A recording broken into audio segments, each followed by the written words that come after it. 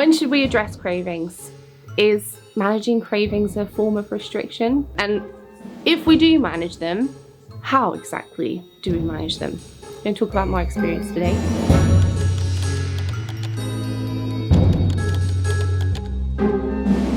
If we're going to talk about addressing cravings, we have to do this after we've made peace with food. After we're fully permissive, we don't guilt ourselves over eating, we don't have morality associated with eating, good and bad foods.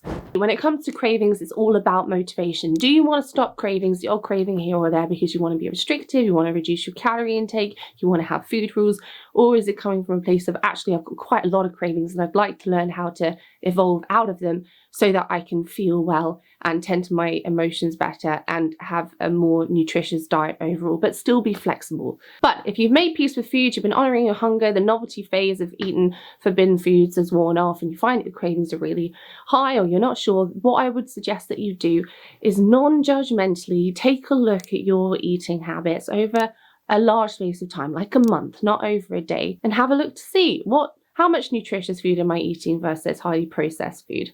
How much am I eating out of hunger and then not out of hunger? How much of this is due to cravings? You might be surprised and think, hey, I don't really have that many cravings. I'm only eating, the odd bit of cake here or there, and it's just no big deal. And I totally support you in that.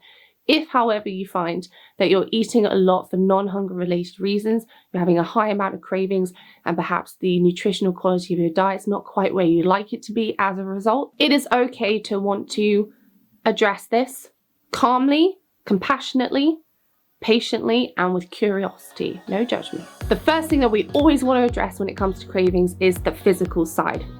So the following things, if they're out of balance, can very easily show up as cravings. Balancing blood sugar, making sure that you're eating regularly, really feels like a craving. When our blood sugar drops off, we want to just reach for something sugary to get that hit. So we want to make sure that we're eating regularly, honouring hunger, eating enough to feel full, and aiming overall to have balanced meals and snacks where we can. Really high hunger, by the way, often shows up as cravings. Next thing is we want to do some stress management. About 40% of us, when we get stressed, experience more intense cravings. So we want to make sure that we just engage in appropriate stress management for us and get enough rest and get enough sleep. It's a thing, honestly, I know people talk about it all the time, but if you're tired, if you're anything like the vast majority of us, this will increase your cravings for sugar and processed food. We want to support your microbiome and being nicely diverse and nicely balanced with lots of friendly bacteria in there. We can do this through probiotics. I personally use a company called Routine. I couldn't recommend them even more. They have really high bacterial doses in them, really good strains, all vegan, all compostable packaging, and making sure that to the best of our ability we're getting in, a lot of nutritious food. I know that all sounds like really maybe quite boring, obvious work, but honestly, if we don't take care of these things, cravings probably will be an issue. But if you've been doing all of that and they still persist, or many of them still persist, by the way, because again, some is normal, then we want to start doing some mind watching, some interoceptive awareness, and cognitive diffusion, which all sound like really fancy terms, but I'll explain what they mean in a sec. So for me, this was probably last year now. If I was eating regularly and getting enough sleep, which has never really been a problem for me, eating a lot of nutritious food, doing stress management, supporting my microbiome, all that nice stuff, I would still find what started as a day right before my period when I wanted to just eat chocolate and cereal all day and I didn't really think anything of. This slowly expanded into a whole week of really intense cravings that I felt like I was at the mercy of. It got to the point where I thought, you know what, this isn't actually making me feel very well. Actually, no matter how much I eat, it's not even satisfying me. So it's not even really serving the purpose that I'm eating it for, if that makes sense. And it means that for a whole week out of the month, I'm not really eating very nutritiously. And I don't mind, the odd occasion of not eating nutritiously, but a whole week, a quarter of my time felt a little bit excessive to me. So I wanted to do something about it. And that's when I started looking into this for myself. It was good for me to just kind of understand the fact that this was happening because of PMS and I had a lower mood. I was agitated. So I wanted to figure out if there was something that I could do very gently and easily that might be more productive for me. Watching our mind interoceptive awareness and cognitive diffusion. Basically, one is noticing our thoughts and emotions that we have around food when we get a craving and what's behind them. Very important. You know, I might have let myself get too hungry. I might have blood sugar that's crashing, which has a specific feeling. I might be stressed, anxious. I might be PMSing. I might be lower mood. I might be triggered by a place, you know, or a person quite easily, because cravings come from somewhere. They don't just pop out of the sky. They always have a kind of cause behind them, and that's really important information that we need to know. The second part, interoceptive awareness, is about actually thinking, well, where do I experience this craving? Maybe you've done this before, maybe you haven't. I was new to it. I thought, well, actually, that's a really good point. What does a craving actually feel like? I know that it's uncomfortable and I feel urgent and it's like a desperate need, but where do I actually experience that? If I'm saying that it feels uncomfortable, where does it feel uncomfortable? So start scanning your body when you have a craving and journal it down. So what I found was actually the reason why craving was so unbearable is it was the stress and anxiety of having to experience discomfort. And that's what I was desperately trying to get away from by eating. So the solution seems a craving for chocolate. So I'm going to eat some chocolate to avoid the discomfort of a craving, right? That's kind of what's going on. And it was the stress and anxiety of having to sit in discomfort that just seemed like a no-go that was fueling this sense of urgency. But if we take a breath, calm ourselves down and ask ourselves, okay, if it feels uncomfortable, where exactly does it feel uncomfortable? A lot of us are really well practiced, myself included, of distracting or trying to run away from discomfort, like at all costs. Now, typically, the discomfort that we're expecting to find there is not actually as bad as we have let ourselves believe. It's normally the stress and anxiety that are creating this illusion that it's so much worse than it is. Building up these awarenesses allowed me not to become my craving. You know, when you normally get a craving, you like become something else almost, but to just observe it. So what essentially happened in a nutshell is the more often I did this, the more comfortable I got being uncomfortable. Then eventually I noticed that, well, it doesn't bother me if I get a craving because I know I can handle it.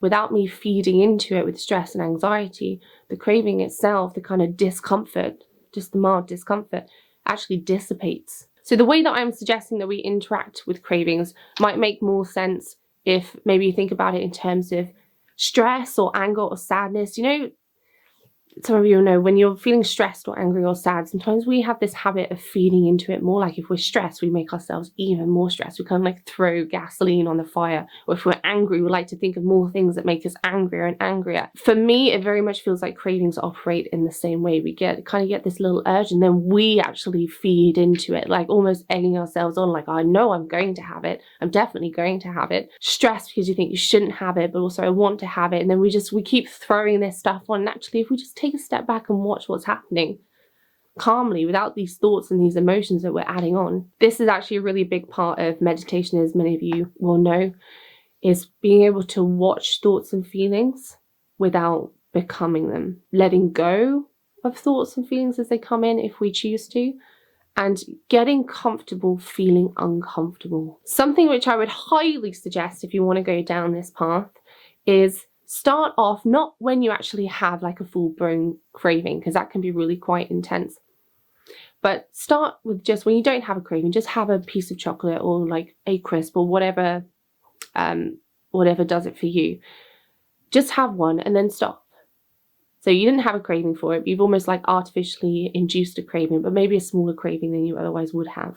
And then do this. Watch your thoughts, watch your emotions, watch your bodily sensations, and just journal it all down. The aim is not to move away from the discomfort that we've caused and like push it away, run away from it. It's to actually welcome it so that we can sit in it and get used to sitting in it, but it's also not about feeding into it. Now, fast forward, and bearing in mind, we're fast forwarding months now of practice. This didn't happen overnight. This all happens relatively seamlessly. It's almost like the belief of knowing I'm not at the mercy of my cravings is enough just to handle them itself. I don't know if that makes any sense. So now, I eat plenty of junk food. Do not get me wrong. I have no issues with junk food. I have no good and bad foods, but what I wanted was I wanted my food decisions to be based on what I wanted to do and not to be at the mercy of cravings. That does not mean that I don't sometimes give in to my cravings. I don't see it like that. But if I genuinely want to have something, I know that it's because I want to have it and I want to enjoy it, and not because I feel like I have no choice. So now, which seemed like a totally alien concept to me before, I will enjoy junk foods when I don't actually have a craving for them. Just because I fancy them, I know I'll enjoy the taste of it, and it's kind of a neutral food to me. I wanted to be able to manage balancing taking care of my wants and my needs and my emotional health and my physical health. So for instance, I might have a chocolate bar now and think, oh, I kind of fancy another one, have 2 chocolate bars, and then think, oh, you know, kind of get a craving for a 3rd one. And I might step in then at that point with myself and say, my adult part will say, but why don't we stop now so we have some space and some hunger left for something more nutritious later. That's the kind of thing that I wanted to be able to do. And I wanted to be able to have the week before my period and eat lots of food, yes, because my hunger's still high, but eat more balanced food with the odd bit of, you know, chocolate or cereal here, but not it be the whole way that I cope with handling the discomfort of PMS. I didn't talk about this today, and I know I've left quite a few unanswered questions. You probably want me to go into more depth at some point on this stuff. That's absolutely fine. But something that I didn't talk about was if we are using foods, to say it's not a physical craving, you know, we've balanced all of our sleep, microbiome and everything like that, and we are using food to handle emotional things or to fulfill needs, you know, of entertainment, of comfort, of belonging, of things like that. If we are using food in this way to serve psychological needs, then we can't just begin to manage cravings on their own. We do also need to bring up other coping strategies and methods of supporting ourselves emotionally and psychologically in a different way if we're going to start removing food as that coping mechanism, if that makes sense. I did talk about that a lot in my last video. We'll talk about it more, but just bear it in mind. So with my PMS, for example, I didn't just try and manage cravings and then do all of this work to remove the food. I also built up other mechanisms for supporting my lower mood and helping me deal with my agitation during this time. Please bear in mind, when we're doing something like this, which basically involves rewiring our brain, it does take patience. It does take consistency. It also, very importantly, takes flexibility. So don't expect to be able to do this all the time or be 100% perfect with it. And it takes compassion to yourself. So please bear that in mind. It doesn't happen overnight. It's just a skill to practice over time. That's all. Okay, I'll catch you in the next one. Thank you so much for watching, lovelies.